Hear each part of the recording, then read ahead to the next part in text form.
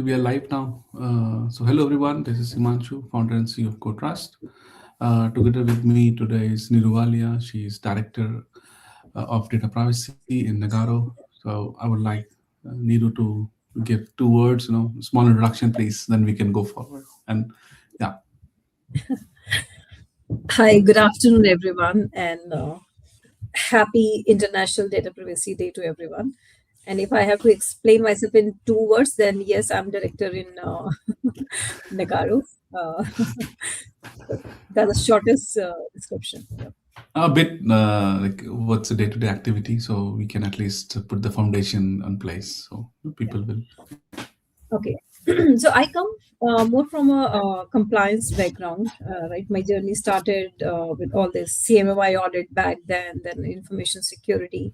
And then there was a time which was a milestone moment for the industries, then GDPR came alive, right? So everybody was thinking, how do we move from security to privacy? What are the additional controls that those are needed? So I started my journey more from at that point in time. It's going to be close to 7-8 years now. I have worked in different industry, played the same role. I have been into the consulting side also. Now I'm here as a DPO. I'm also part of the Global Privacy Council.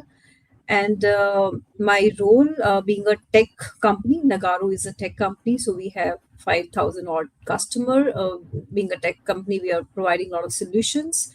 And security and privacy are the key commitment which global customers are looking into their products. So as a tech company, we design the solution by bringing this privacy first approach by privacy by design principles. So we create that enabling platform for our customers as well as for our internal employee systems, internal operations. So that's as a global privacy council. That's we provide advice consulting to all our customer and I would internal also like staff. to continue the discussion, on this fact. Hello, Prashant. Hi, welcome. So, question is to Niru. When she mentioned making sure all the customers are safe, secure in today's world. I will specifically go on a specific topic on AI. Everybody's talking about it, but again, we have taken the ownership to be the police and talk about how to police around AI. So Yeah, let's focus there. Why shadow AI matters now? So yeah. 2 lens So from you, and then policy, I'll go back to the Prashant. Yeah, please. yeah.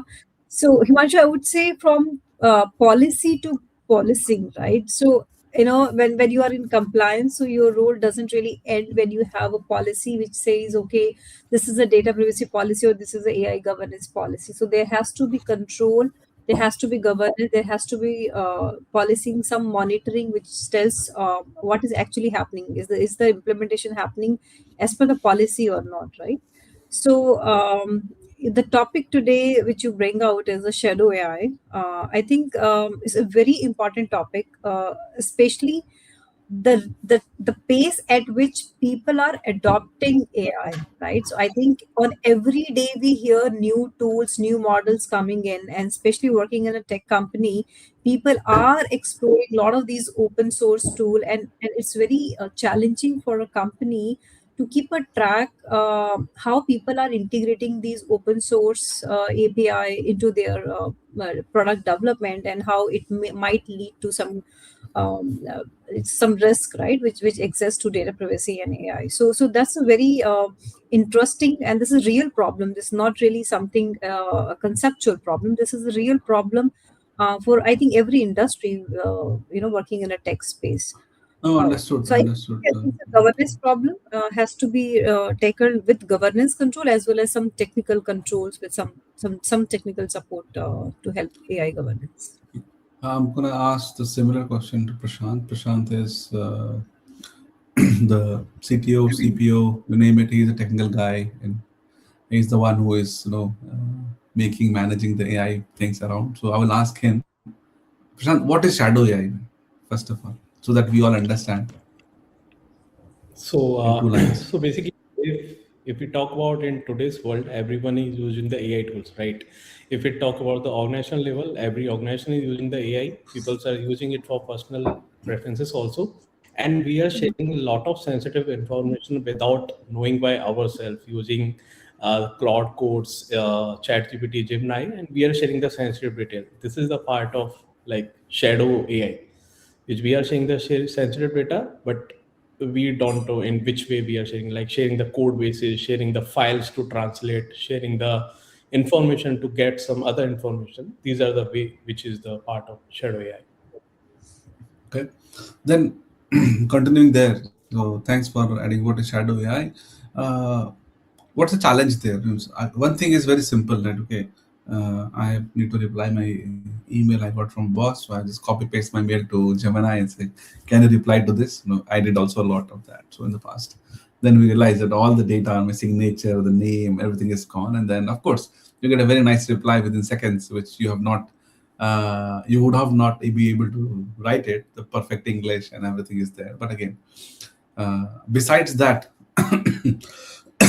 why the traditional controls are failing, to safeguard from actions which are being done, where I'm trying to use an AI model, or let's say a tool on internet, and I'm having a challenge with that. So I think Prashant is having a difficulty. So I will ask Neeru. You are, because policy to policing is part of the parcel.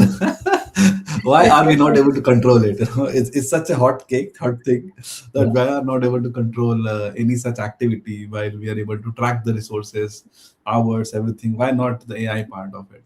Neeru. As I said in the beginning, traditional software development and the tool and the third-party environment that used to be there, that used to be very different than what is available today, right? So at the speed, at the scale, and the variety of the tools which are available, right?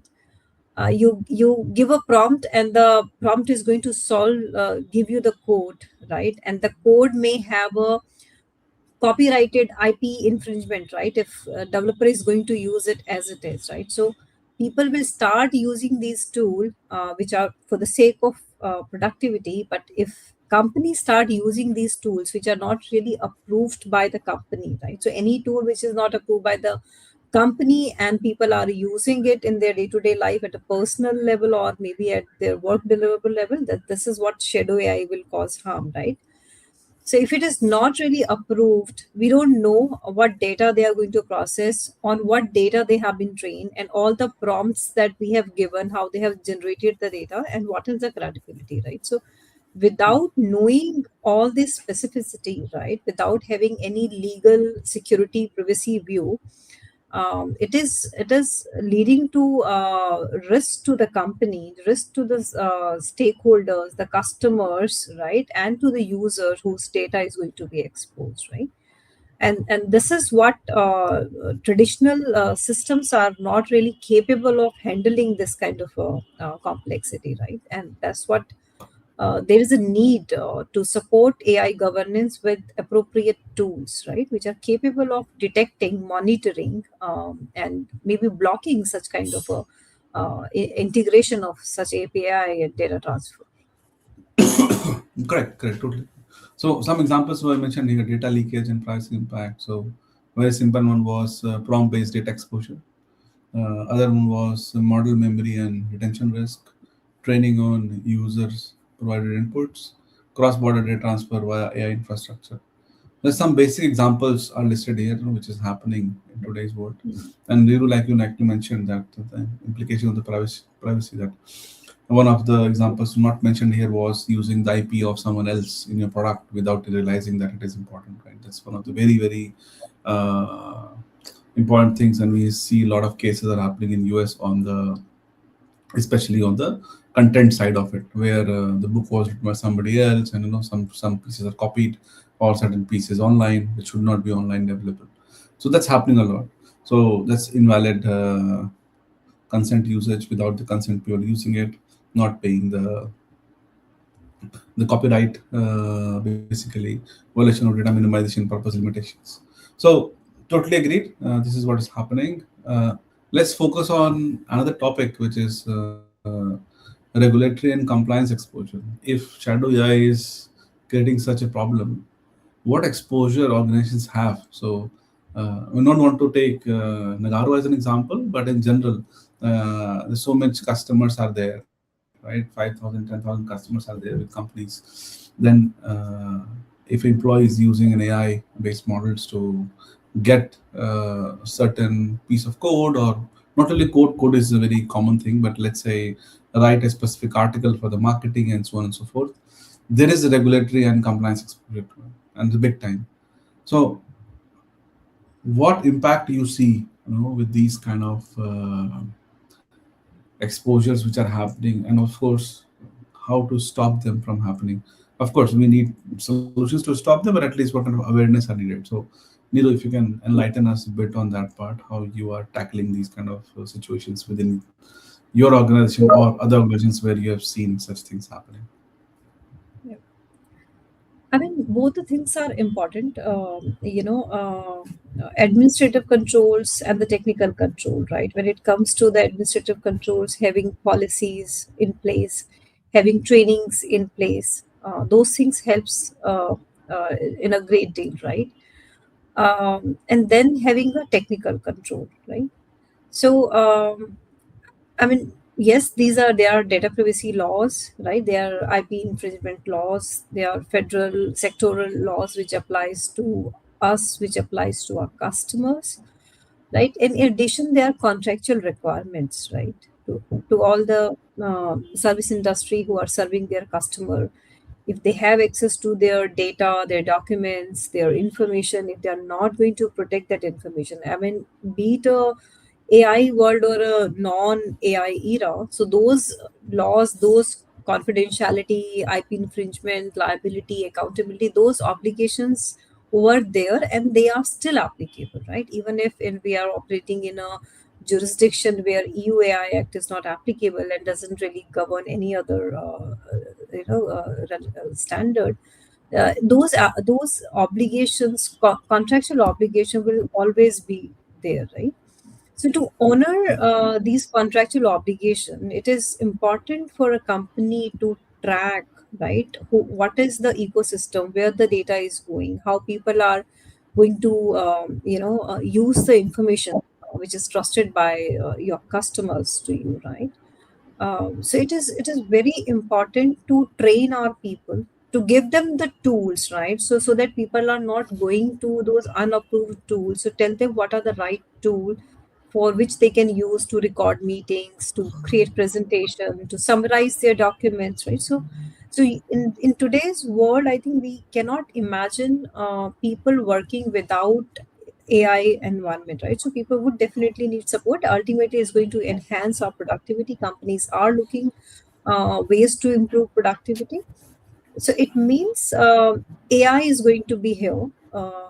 It's just that the companies need to invest into their governance program to identify the risk. What are the available tools?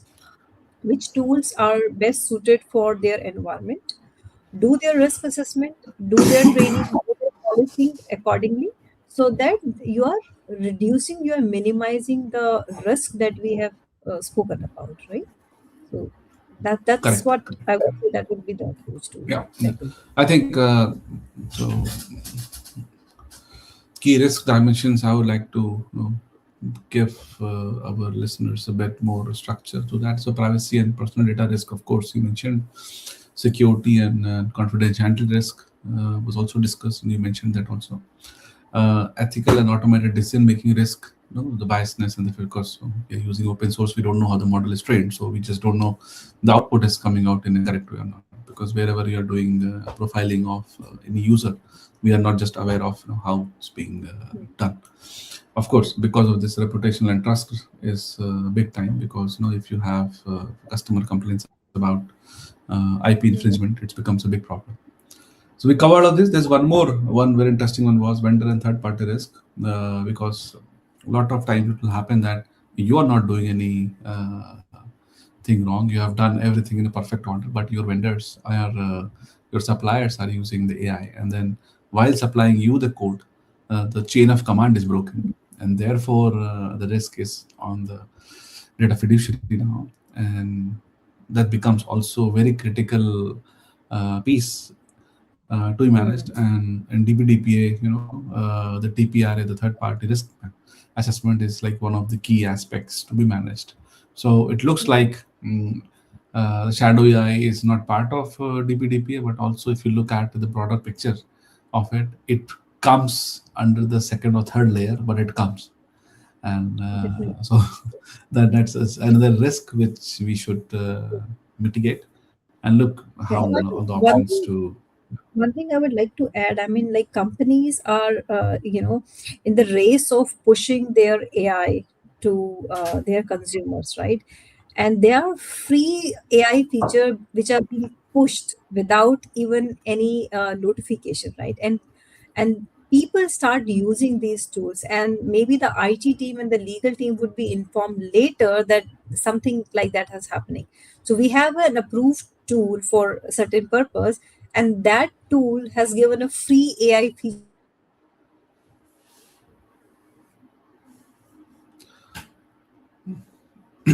It looks like Neeru has a bad internet.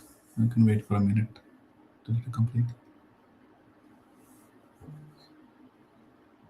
Prashant, I'll move to you. So, GoTrust control framework for GenAI. What are we doing as a GoTrust? I know, of course, but I would love to hear from you. What are we doing? What are the solutions we have to protect and help companies to be safeguarded from the risk? Please, Prashant. Yeah. So if we talk about on the ground level, that we see that whatever sensitive data is passing through for the ChatGPT or any AI tool, which is passed through your browser or the application you are using in your laptop, right? So GoTrust has approached this problem with the two solutions right now. The first one is an agent-based approach, and the another one is a browser-based extension. What we are doing in the browser-based extension is we are monitoring a live data which is being transferred to the AI tool. Like we are monitoring the prompt at the same time. We are monitoring what the sensitive data is transmitted to the AI tool. We are also checking once the data is transmitted to the AI tool, we check that data, what kind of sensitive data it contains. We prevent it by sharing to the AI tool, and we take the necessary steps. If you want to redact it, if you want to anonymize it, if you want to tokenize it, we do take care of the necessary step and then process the prompt. So we take care of all the exposure of the sensitive data to the AI and prevent, and we block it to being shared to the publicly exposed AI tools. So that's the And the browser-based DLP you're talking about.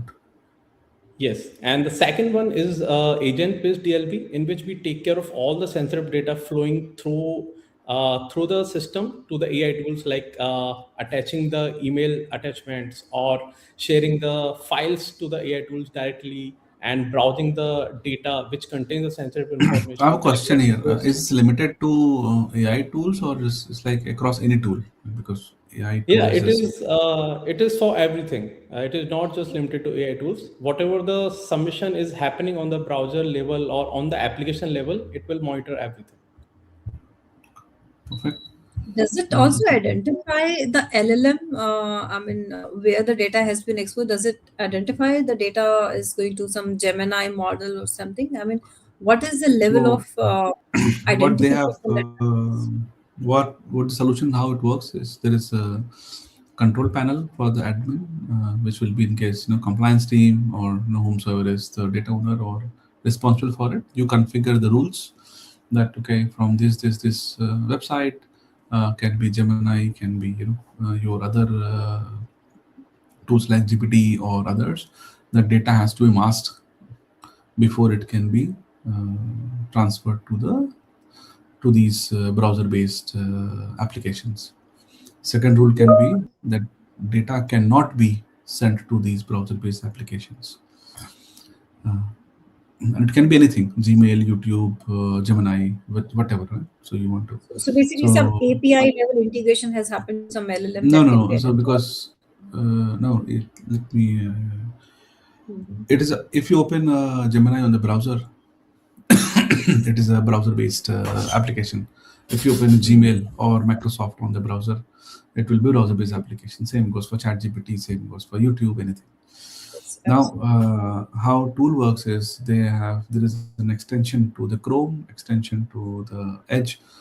All the browsers, the extension can be created. Even custom browsers extension can be created and deployed. Now, what this extension does is extension is connected to the mother. Mother is having the command centers, right? And command center will push the rules to the browser, to the extension. And that's it. There is no data going anywhere outside your laptop or your endpoints. So all the rules will be managed at the browser level. That means if I try to copy paste my email with the credit card number, and the rule says credit card number cannot be pushed to the third-party systems, it will block the whole action. It will not allow you to take the action to press submit. And let's say phone number was allowed, so phone number will go as a redacted, like XXXXXX, something like that. The same goes for passport number and others. So your PII data will be safeguarded in that sense. And then you can still use the application if it is allowed with the restrictive access. You can block the user from using that application if it is not allowed. So you can then, for example, a travel website is that you have to book tickets. So for the companies, let's say 𝗍𝗵𝗱 or Yatra or whatever, 𝗍𝗵𝗶𝗀. So you can allow one of the two sites where the credit card on other personal data can be shared, because you know that that's a company certified, it's a vendor where you trust them and you have allowed them. So that is what the browser-based DLP will do. And then this is very unique because there's many players in the market, and this is very niche of the niche product, which is not available with many solutions, many big solutions in the market. So that's one part of it. And then the second part of it was the agent-based DLP, which is classic solution of DLP, which is there from ages, right? So you put an agent on the laptop, and then the agent is going to monitor all the activities going from the, like, Outlook application is there, Canva application is there, Power BI application is there. So anything which is on the laptop can be monitored. And then the agent which is also built is also going to scan all the files on your endpoint, so that you can have a clear understanding of how risky your endpoint is, so give you a risk exposure of the endpoints. And the end goal is like to minimize all of this so that the attack surface becomes less and less.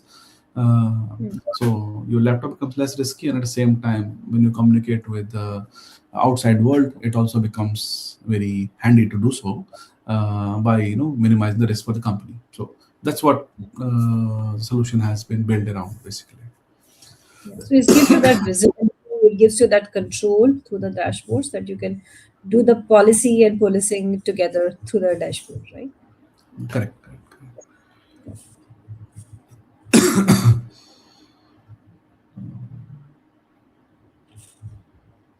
I just want to take you to the important part. Yeah, we talked about vendor, model, and third-party risk. I'm just skipping quickly because 5 minutes are left.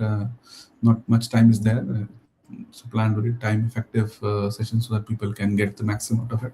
So the vendor and the vendor model and the third-party risk. So the AI vendor governance assessment. So you talked about, do we have AI assessment? So yeah, there's AI risk assessments are there for the tool. You can go and set up. It will help you to decide whether to use a specific tool for your organization or not. For example, it checks multiple things, and one of the basic example is if I'm using a model, an open source model, or I'm using a third-party service where the data residency is. So so you create a project in it and saying, okay, I want to use a model, or I want to use a third party. So you compliance can raise this, send it to the tech team to fill in all the answers. Once they fill in the answer to all the controls, compliance will get let's say risk score, and then compliance team can discuss to mitigate the risk, or if it's very high, then it's not allowed. It's possible to mitigate certain part of risk, then you can allow the tool to be used, and so on and so forth. And standard how an assessment and the risk mitigation works, basically. But that's what it does. It's pre-configured with more than 2,000 controls across the globe. So that's what we're doing. And then the DLP is solution where you act physically, you're in action, you're on the front line or the defense line, trying to protect. So you're trying to cover both the risk part also and the technical control also, right? Yes, correct. Bringing Because the we AI are in. very unique. Yeah. Very unique in the Yes. sense we have a GRC model within the tool, so it does all your control policing from ROPA, DPIA, assessments, LIA, PIA, TIA, TPRA, and then AI assessments. All of that is one part of it, Right. and then this all is automated because what I skipped was also related to the same thing, like Mhm. enable AI-based ROPA and DPI. Because time is not there, so we're not going to discuss this. Consent purpose and policy enforcement directly. So whatever you design, and you can enforce the policy directly for these tools, right? DSPM, DLP, you just enforce directly. So you do not have to validate and sit with another meeting to how to configure it. All the policies which you have written will be enforced automatically on these tools, and then you can also, with a human readable language, you can take care of it. You don't have to have tech knowledge for all of that enforcement. So that's how simply we're trying to execute it. So coming to the conclusion, or 2 minutes left here. So business outcome and way forward: reduce shadow AI exposure, controlled compliant AI adoption, stronger audit and regulatory posture, improved trust. So again, 4 pillars on which we discussed today how to reduce shadow AI exposure. So can be a DLP based solution, can be some other ways which you guys have. So let us know. We'll also learn and adopt it. But for us, which we see that how we can control it was through a browser based DLP. At least we designed that. Controlled and compliant AI adoption. So for adoptioning, we need to make sure that our audits and everything is implemented properly. So policy enforcement becomes critical. So whatever you have designed, you can enforce it. A stronger audit and regulatory posture was your audits, your controls, and your assessment. So if you have good tools with a possibility to use AI assessments and other assessments from which we can control the use of these models or applications, will help a lot. And then improve trust is if you do 1, 2, 3 correctly, the trust factor goes up, and then your customers will trust you more, and then you have better relationship with the customer and more sales happening, because tomorrow, today's world and the future is based on the trust, and all the customers which will get, that's what at least I feel, and I don't know how you feel, Niru, is will be not only just on the pricing, but most on the confidence that, okay, if I hire a company A, how secure I am, so the trust becomes one of the major factor. So, Niru, will you like to add something before we end the call, please? I think for me, the takeaway here is this control and compliant AI adoption, right? So rather than being in a race of adopting AI and being an AI first company, I think people who are attending this session, I think the key takeaway is control and compliant AI adoption through the administrative as well as a technical control, which suits to their organization best. So I think that's the takeaway for me. Thank you, Niru. That's nicely put. So, thank you once again. Thank you, Prashant, for helping us summing it up. So, thank you, everyone. I hope it's very short and precise sessions. We'll come up with more interesting sessions like this. Thank you once again, Niru, for giving us the insights. Thank you. Thank you so much. Thank you. Thank you.